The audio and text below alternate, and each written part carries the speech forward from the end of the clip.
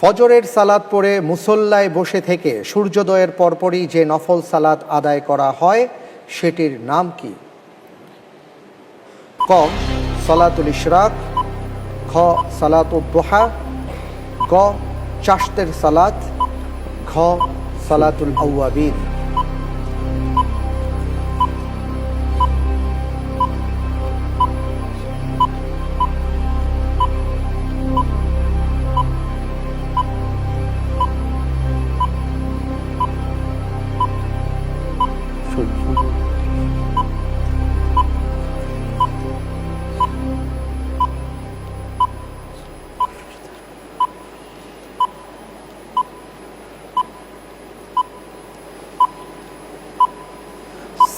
ক সালাতুল ইশরাক।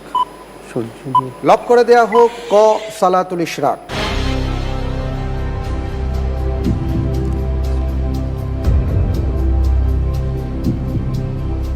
আপনি তৃতীয় প্রশ্নের উত্তরে যেটি বলেছেন সালাতুল ইশরাক, যেটা ফজরের সালাত আদায় করে মুসল্লায় বসে থেকে সূর্যোদয়ের পরে সালাত আদায় করা হয় বা যেটাকে আমরা সুন্নাহ হিসেবে জানি, আপনি বলেছেন সালাতুল ইশরাক।